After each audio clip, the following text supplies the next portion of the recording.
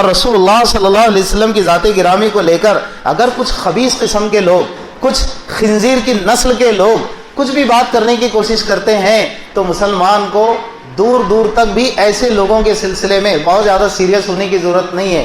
ہاں اس معنی میں سیریس کہ تیری مجال کیسی ہے کہ ہمارے پیغمبر کی شان میں گستاخی کر رہا ہے، کاش کہ میرے پاس وہ وسعت اور طاقت ہوتی کہ میں اس کی زبان کھینچ لیتا، کاش کہ میرے پاس وہ وسعت و طاقت ہوتی کہ میں اس کا منہ بند کر دیتا۔ اور کیوں نہیں ایسے لوگوں کو اریسٹ کیا جاتا ہے، اور کیوں نہیں ایسے لوگوں پر قانونی سخت سے سخت پابندی عائد کی جاتی ہے؟ ظاہر سی بات ہے کہ پیچھے جو پشت پناہی چل رہی ہے وہ ہر ایک کے سمجھ میں آنے والی بات ہے، لیکن اس طرح کے لوگ اور اس طرح کے خنزیر نما اور خنزیر کی نسل کے لوگ اگر پیغمبر کی ذات گرامی پر کیچڑ اچھالنے کی کوشش کر رہے ہیں الیاذ باللہ، تو حقیقتاً وہ سورج کی طرف دیکھ کر تھوک رہے ہیں۔ سورج کا کچھ بگڑتا ہے تھوکنے سے؟ وہ تھوک تو خود تھوکنے والے کے منہ پر ہی، اور بہت جلد منہ پر گرنے والا ہے، انشاءاللہ بہت جلد گرنے والا ہے، بے فکر رہے آپ۔ اللہ کی مار پڑے گی اور ضرور پڑے گی۔ جو اس کے حبیب کی شان میں گستاخی کرتا ہے اللہ اس کو کبھی چھوڑتا نہیں ہے، یہ سمجھ لیجئے قاعدہ کلیہ ہے۔ کیوں؟ اس لیے کہ سب سے اولا و اعلیٰ ہمارا نبی، سب سے بالا و والا ہمارا نبی، اپنے مولا کا پیارا ہمارا نبی، دونوں عالم کا دولہا ہمارا نبی، خلق سے اولیاء، اولیاء سے رسول اور رسولوں سے اعلیٰ ہمارا نبی، جن کے قدموں کا دھون ہے آب حیات ہے وہ جان مسیحا ہمارا نبی، سارے اچھوں میں اچھا سمجھیے جسے ہے اس اچھے سے اچھا ہمارا نبی، سارے اونچے میں اونچا سمجھیے جسے ہے اس اونچے سے اونچا ہمارا نبی، کیا خبر کتنے تارے کھلے چھپ گئے پر نہ ڈوبے نہ ڈوبا ہمارا نبی صلی اللہ علیہ وسلم۔ یہ بات طے ہے، محمد الرسول اللہ کے مقام کو کوئی گرا ہی نہیں سکتا ہے، میرے رب نے اس مقام کو بلند اور اونچا کیا ہے۔ وَرَفَعْنَا لَكَ ذِكْرَكَ وَرَفَعْنَا لَكَ ذِكْرَكَ۔ کیا کوئی میرے نبی کے مقام کو گھٹا سکتا ہے؟ کوئی نہیں گھٹا سکتا ہے۔ مٹ گئے مٹتے ہیں مٹ جائیں گے آدھا تیرے، پر نہ مٹا ہے نہ مٹے گا کبھی چرچا تیرا صلی اللہ علیہ وسلم۔ یہ ایسے خبیث جو مارکیٹ میں آ گئے ہیں، حکومت کی پشت پناہی ہے، اس سے زیادہ کیا؟ یہ تو چاہتے ہیں نا کہ اس طرح کے لوگ پیدا کیے جاتے ہیں۔ مسلمانوں کو یہ بات کیوں عرض کی جا رہی ہے کہ ایک یہاں پر سب سے بنیادی ذمہ داری بنتی ہے، کوئی میرے والد کے سلسلے میں اگر کچھ بد کلامی کرتا ہے مجھے چاہیے کہ میں اپنے والد کا مکمل تعارف رکھوں تاکہ وقت پر اس کا دفاع کر سکوں، وقت پر ان کا بچاؤ کر سکوں، وقت پر ان کی تائید کر سکوں، وقت پر ان کی طرف سے ڈیفینڈ کر سکوں۔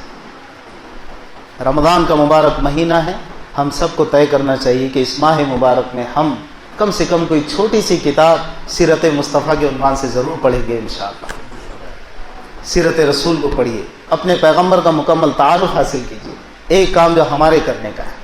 سنتوں کے عزائم کیجیے کہ سنتوں پر انشاءاللہ مبنی زندگی گزرے گی انشاءاللہ۔ دوسرا کام یہ ہے کہ اس سیرت کے اس حصے کو بھی تو ذرا آپ ذہن میں رکھیں کہ 25 سالہ نوجوان، ایک اعتراض کا حل کے طور پہ میں جواب دینے کی کوشش کر رہا ہوں۔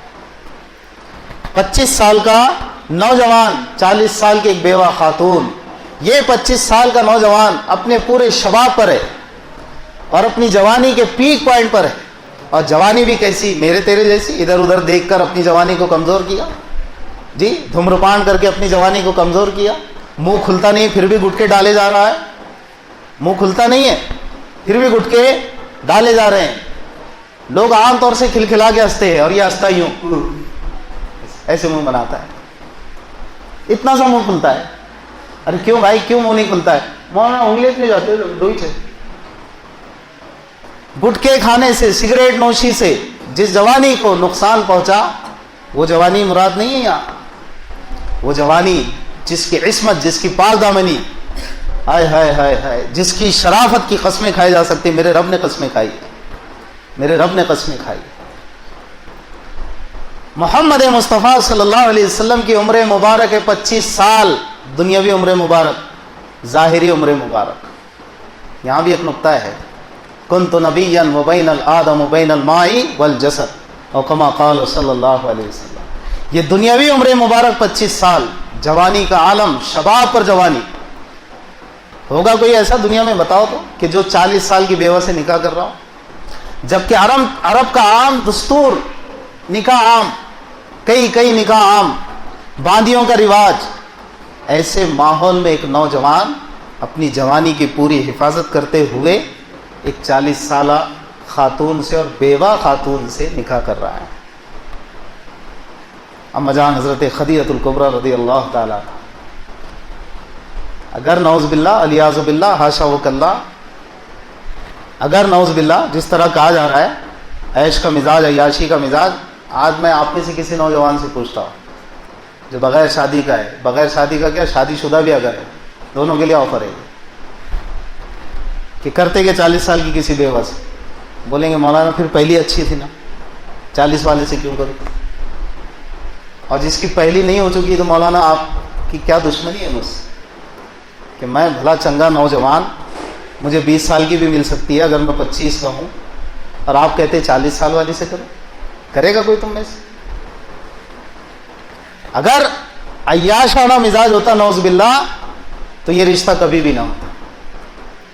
یہاں پر جو محبت تھی، یہاں پر جو رشتے کی وجہ تھی، جو سبب تھا، وہ سوائے اس کے نہیں کہ خدیجۃ الکبریٰ کا ایک لقب، ایک کیا بلکہ خدیجۃ الکبریٰ کا لقب پورے مکہ میں طاہرہ مشہور تھا. طاہرہ، پاک دامن، انتہائی پاکیزہ خاتون.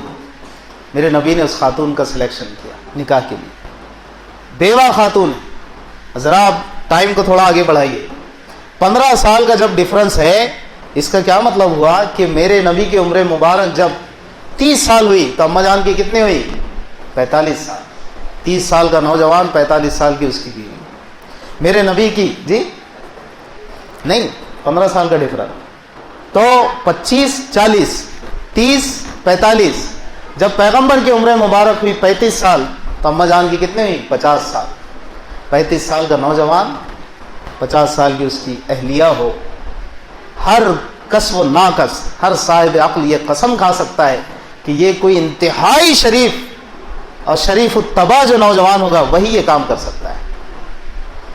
اور وہ حضرت نبی کریم صلی اللہ علیہ وسلم کی ذات گرامی. ورنہ میں نے آپ کو آفر کی نا.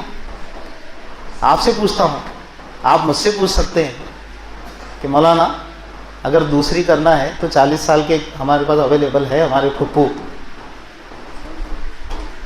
آپ کیا کہیں گے؟ بھائی پھپھو سے کرنا ہی ہے تو پھر پہلے والی باجی اچھی ہے نا. کیا خیال ہے آپ لوگ؟ خالہ اور پھپھو سے ہی اگر کرنا ہے، تمہاری خالہ اور پھپھو بھائی ٹھیک ہے کہنے والے کی، تو پھر تو باجی اچھے ہیں. پیغمبر نے اس مثال کو قائم کر کے بتایا کہ دیکھو نکاح ایسا بھی ہو سکتا ہے اور ایسا بھی کیا جا سکتا ہے. اور اتنا ہی نہیں کہ آخری بات اس پہلو کی، اس خاتون کے ساتھ آپ گزارے. جب آپ کی عمر، آپ نے اعلان نبوت کیا 40 سال، اس کا مطلب اماں جان کی عمر 55 سال.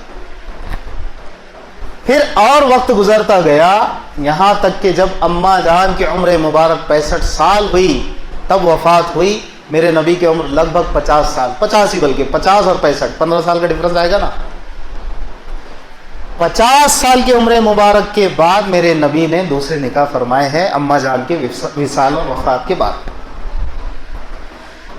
یعنی اس بیوہ خاتون کے ساتھ آپ نے کل ملا کر 25 سال کا نبھاؤ کیا ہے.